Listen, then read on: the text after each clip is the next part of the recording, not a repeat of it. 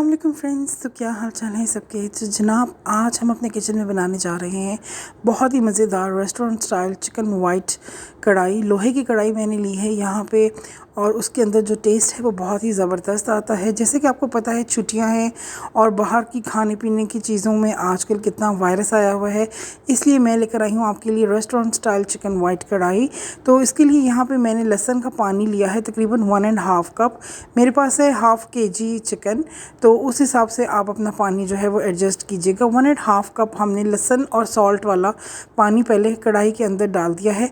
Video शुरू से लेकर एंड तक देखिएगा, बहुत इंटरेस्टिंग ज़बरदस्त सी ये रेसिपी है, आपको ज़रूर पसंद आएगी। 1.5 कप यहाँ पे मैंने गार्लिक और सॉल्ट वाला पानी डाल दिया। सॉल्ट मैंने यहाँ पे हाफ़ टी स्पून डाला था। यहाँ पे अब हम अपना जो चिकन है वो डाल देंगे इसके अंदर, और फ्लेम को हम कर देंगे फुल हाई, और हाई फ्लेम के ऊपर ही ये बनेगा हमारा ज़बरदस्त सी चिकन वाइट कढ़ाई, जो कि आपको बहुत पसंद आएगी। तो इसके लिए यहाँ पे मैंने ग्रीन टमाटोज़ लिए हैं इसकी ग्रेवी के लिए। जो वाइट कढ़ाई है उसके अंदर जो टमाटोज़ हैं वो ग्रीन कलर के जाते हैं, तो उनको मैंने हाफ़ कट कर लिया है और वो मैं इसके अंदर जो है वो लगा दूँगी। तो यहाँ पे आप देख सकते हैं कि ग्रीन कलर के जो टमाटोज़ हैं और काफ़ी बड़े साइज़ के टमाटोज़ हैं। तो अगर आपके टमाटोज़ छोटे हों तो आपने फिर 5 टमाटर लेने हैं। तो हाफ़ kg के हिसाब से यहाँ पे मैंने जो टमाटोज़ लिए हैं जो काफ़ी साइज़ में बड़े हैं वो लिए हैं 2 अदद, और बहुत अच्छी इसकी ग्रेवी हो जाएगी। इससे ज़्यादा ग्रेवी की ज़रूरत नहीं है, वो फिर सालन का टेस्ट आ जाता है कढ़ाई में और बाकी सालन में फ़र्क होता है। यहाँ पे हम फ्लेम को सुपर हाई करके कम से कम इसको 10 से 12 मिनट के लिए कुक करेंगे। उसके बाद आप देख सकते हैं कि इसका पानी रिड्यूस हो गया है, टमाटर्स जो हैं वो गल गए हैं। इसके जो ऊपर वाली स्किन है उसे हम रिमूव कर देंगे टॉम से, और फिर इसको हम जो कढ़ाई वाला लोहे का बहुत तेज़ इसकी धात होती है, उस वजह से इसके जो टमाटोज़ हैं वो बहुत आराम से जहाँ पे ये हैं वहीं पे इसको हमने मैश कर देना है अच्छे तरीके से, जैसे कि मैं कर रही हूँ। अगर आपके पास ये ना हो तो आप कोई भी तेज़ धात वाला जो स्पून है वो ले सकते हैं, उससे भी आप कुकिंग पॉट से ये बना सकते हैं कढ़ाई। लेकिन कोशिश कीजिएगा कि जो कढ़ाइयाँ हैं वो लोहे की कढ़ाई में बनाएं, उससे टेस्ट बहुत अच्छा आता है, बहुत ही ज़्यादा अच्छा आता है। और अब हम इसे अच्छे तरीके से मैश कर लेंगे। मैश करने के बाद हम इसे मिक्स करेंगे। अभी तक हमने इसके अंदर कोई स्पाइसेस वगैरह ऐड नहीं किए, सिर्फ इसके अंदर सॉल्ट है, गार्लिक है, और इसके अंदर पानी था, और इसके अंदर ही टमाटोज़ थे। तो अब हम इनको अच्छी तरह से मिक्स कर लेंगे और थोड़ा हाई फ्लेम के ऊपर ही करेंगे। जैसे कि आप साइड से देख सकते हैं कि फ्लेम जो है वो हाई है, हाई फ्लेम के ऊपर ही जो कढ़ाई है वो तैयार होती है, लो फ्लेम के ऊपर नहीं होती।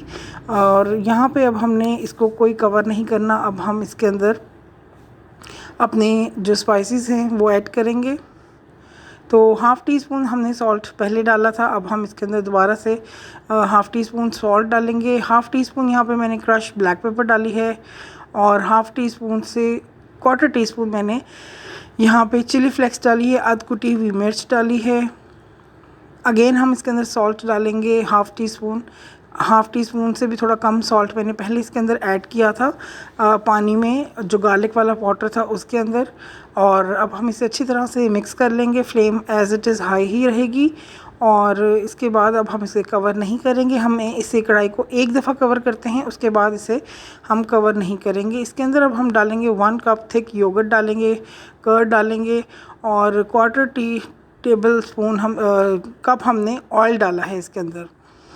तो ऑयल डाला है, ऑयल के साथ हम इसकी थोड़ी सी भुनाई करेंगे। भुनाई बहुत ज़रूरी है, बहुत इम्पॉर्टेंट है। और तो इसी तरह से आपने इसको अच्छे से भूनते जाना है। 5-6 मिनट आपने मसाले के साथ ऑयल को भूनना है। उसके बाद हम इसके अंदर डालेंगे 1 कप योगर्ट, दही डालेंगे,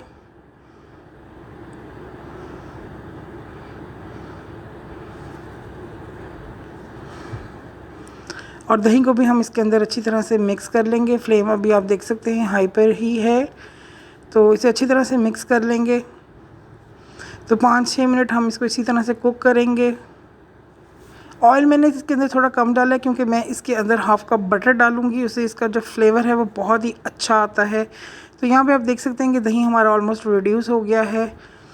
तो अब हम यहाँ पे इसके अंदर डालेंगे 1 टीस्पून पिसा हुआ ज़ीरा, 1 टीस्पून पिसा हुआ सूखा धनिया, ड्राई कोरिएंडर डालेंगे और ड्राई क्यूमिन डालेंगे इसके अंदर 1 टीस्पून क्रश किया हुआ।